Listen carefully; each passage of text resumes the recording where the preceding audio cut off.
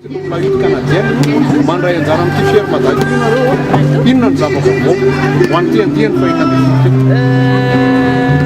voalohany indrindra angamba tonga angamba dia ilay zava-baovao araka ny fanontanianao no valiko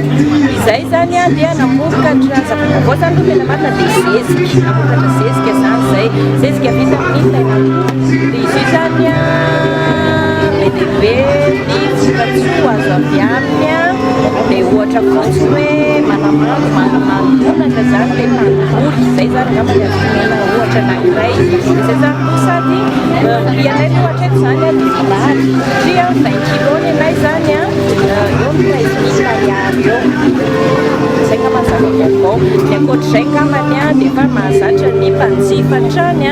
satria malaity canadienne anay dia tena ankafiziny mpanjifa zany dia ny kebaba ity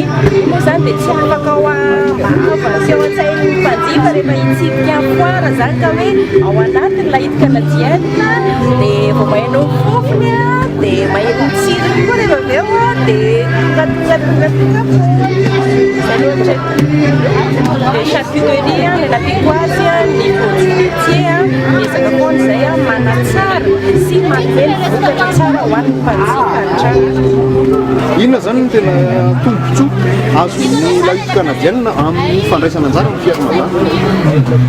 Tombotsoa azo laity canadienne zany fandraisana anjara amin'ny ferme dia zay zany mahita hoe mbola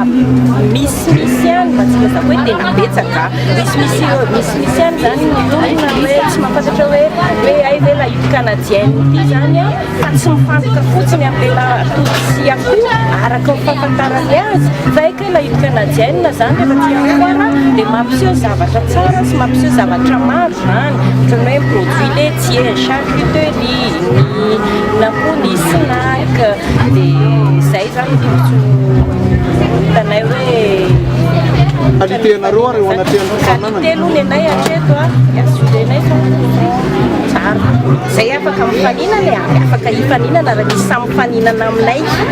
teny farany ary avy aminao iatsona amin'ny olona hotoka sy ny mbola hoaviny zany teny farany angamba dia manantena foana zany ary manome fanantenana ho anareo mpanjifa ny laity canadienne fa anakaiky anareo bebe kokoa dia anome ny tsara sy ny soa trano zay